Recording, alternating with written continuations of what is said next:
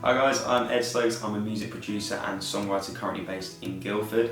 I work with many different artists, from the YouTube cover side to doing their singles or albums for them, which I also really enjoy, as well as developing myself as an artist and songwriter. So I thought I'd talk about my early life and kind of how I've developed and kind of do what I do now today. I've still got a long way to go before I get to where I want to be, but just thought I'd let you guys all know kind of a bit more.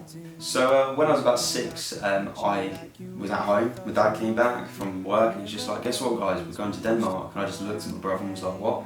And he was like, yeah, we're going to go to Denmark. And so it was only meant to be about a year or two, and then we ended up staying there for 4 years. Over there I went to Danish school, learned how to speak Danish, and it was kind of really funny because my brother picked it up in 3 months and I took about a year to learn the language.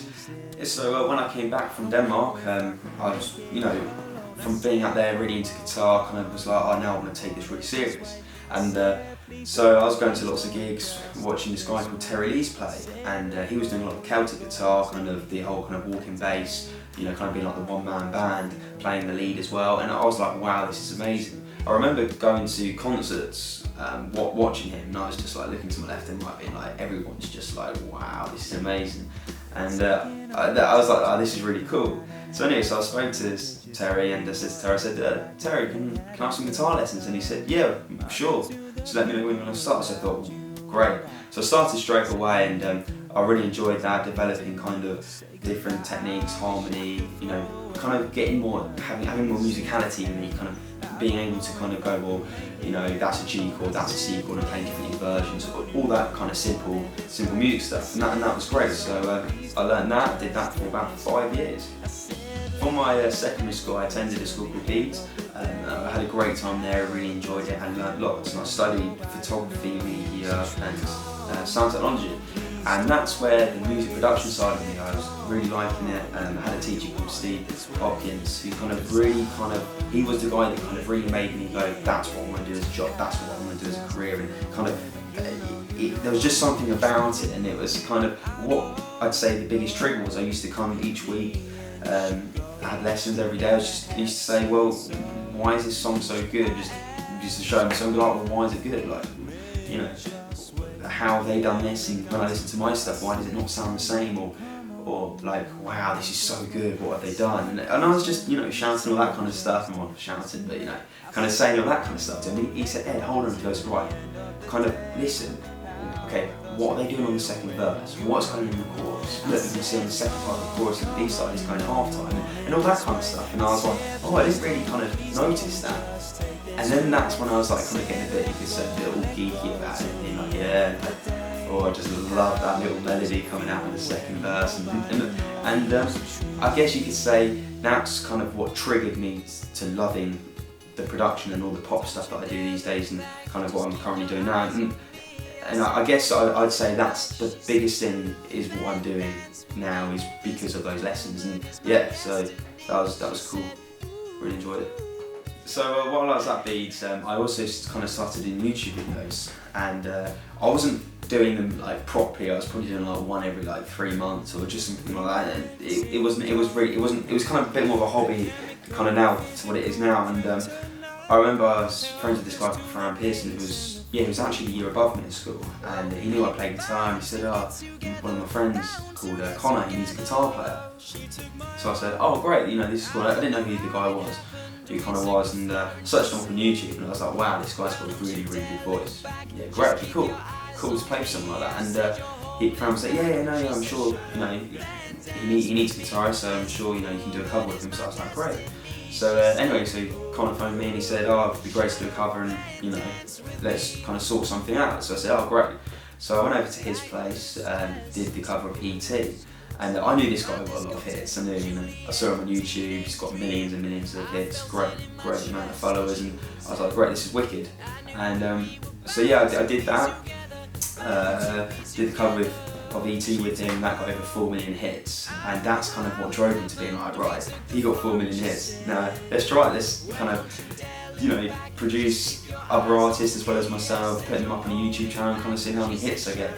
And it's one thing, like, you can show off kind of your music in, like, from your bedroom and develop kind of yourself, kind of in songwriting, production, experimenting with videoing as well, and kind of really getting a lot of good feedback from the comments or the likes, or it just made it easier to get feedback from other people by uploading stuff online, and kind of that's why I put all my productions up there now and do all the covers and do all the covers with other people as well, because it's great because you can learn from other people, and it's like collaborating with other people, it all kind of comes into it. And so I think YouTube was one of those platforms that's really helped me develop what I do now. So also during my school time, I was also attending this place called Stagecoach, and there I did, it was all kind of musical theatre kind of stuff, so I did acting, singing and dancing. I really enjoyed it, and people who know me now personally will be like, hey, dancing, really? I would not say I'm a dancer at all, would not say I'm great, and yeah, but it was just something I had to do when I was there, and again that kind of gave me the confidence. So when someone puts a camera on my face from doing a video, and then I'm like, whoa, instead of being kind of all scared at it, I kind of work the camera, and so that kind of helped me develop how I could perform or be in front of the camera. So yeah, that helped a lot and really enjoyed it. So during the school holidays, we had like long summer, about 9 weeks off. I used to, every year, past 5 years, I went out to my auntie and uncle's summer school called Bogle Arts.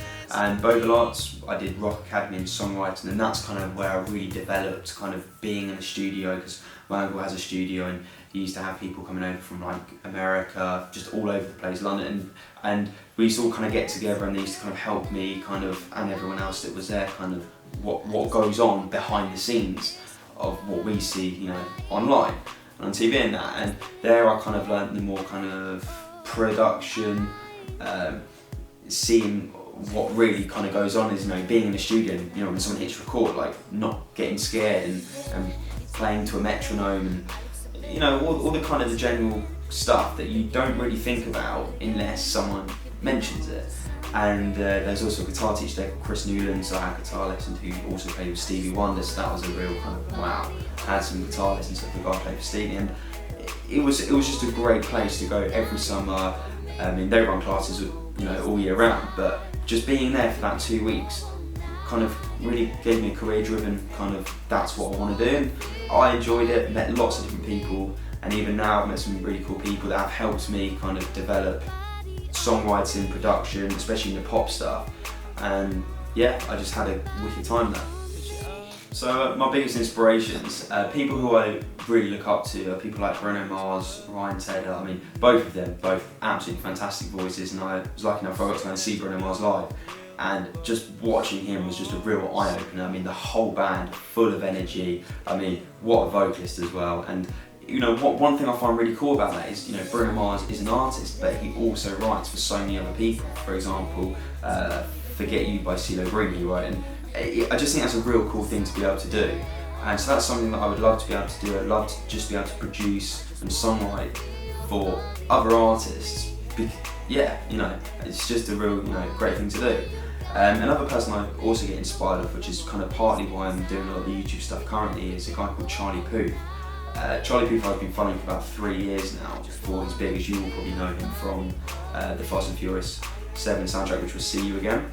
I've been following Charlie ages, and I remember messaging him once saying kind of, why again, like, what is it you do? Like, I was looking at my covers and then looking at his covers and comparing them to, and just being like, the harmony, you could hear like the jazz influences, and all the influences you could hear that he had taken in, and producing the original stuff he did as well as the covers himself. I was just like, this guy's amazing, like, just really intelligent. And it always, people that know me will always say, like, it's always bugs me, the fact that, why can't I do what he does? And I'm always just like, I don't know, but one day we will see. But he's the kind of guy where I really look up to, and even now I'm always watching his videos and going, this is just really cool.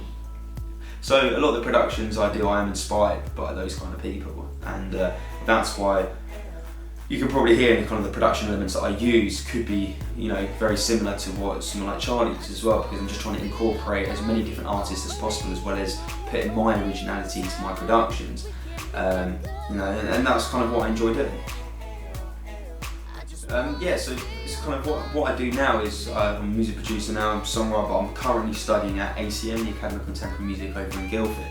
And over there I have some amazing lecturers, a guy called John Gallen and Steve Wilson, have both really helped me and kind of made me understand more of the pop scene and kind of what goes on behind the scene and how these different artists are getting, you know, where they are now. And, you know, what's great about it is, you know, I take a track, you know, for example, like Charlie Puth or, you know, anyone, like Pharrell Williams, you know, take it to them and be like, how have they done that?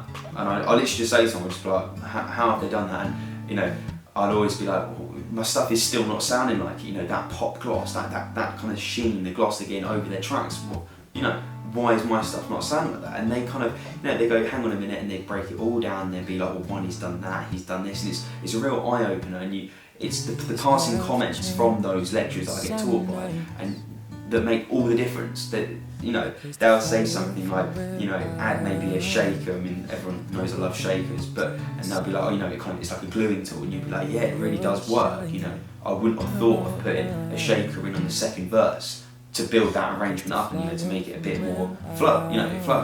And it's just those little things, and now I'm still trying to develop what I'm doing in music production, as well as helping as many artists as possible, whether it's producing singles or albums, and kind of, you know, getting to grips with what I do, and kind of exploring, you know, different, you know, avenues, kind of whether working with just a singer or working with a guitar player or working with, you know, a rapper. It could be anything, and kind of developing that, getting that pop gloss, because that's one thing that I really want to do. I want to be able to be a music producer, and I inspire to work for, you know, be amazing to work for well-known artists and, you know, produce their tracks for them. Because again, it's something I enjoy doing, I have a real passion for it, and I just hope that one day I'll be able to do that. You know, people say to me all the time, oh, you do all these YouTube covers, and, you know, what's the reason why you do it? Well, I do it to practice the skill.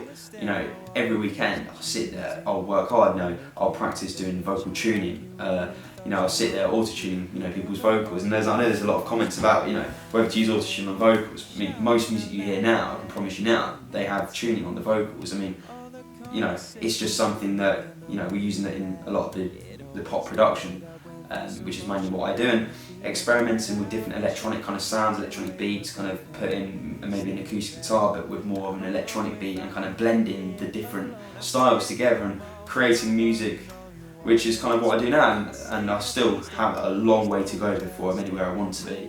But YouTube and working with different people is just helping me just get that one step closer, as well as attending ACM, learning kind of more of, you know, the engineering side, where it's the mixing, you know, biggest thing and why tracks sound good, as well as once, you know, having great musicians to start with.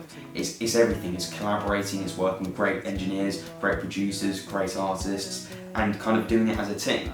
I mean, I love collaborating, and I can tell you now, collaborating is one of the biggest things, well, not biggest, but one of the best things to do, because, you know, you can't just be a one man at everything. Sometimes, you know, someone will be a better songwriter, or, you know, someone will be better at mixing the track, or, you know, someone will be better at producing it, and because people hear things from different perspectives.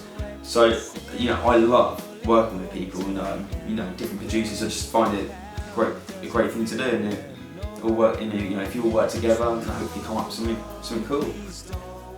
So yeah, a lot of people ask me kind of who does the, you know, the whole YouTube stuff and the videos, and, you know, and basically, so kind of the way I do it is I do all the audio side, so I record everything, I do all the production and mix and master the covers, and then I have I have a few camera guys. A guy called Henry Nathan, he shot the last video, Body on Me, who's an amazing videographer and photographer as well. He's really good at directing.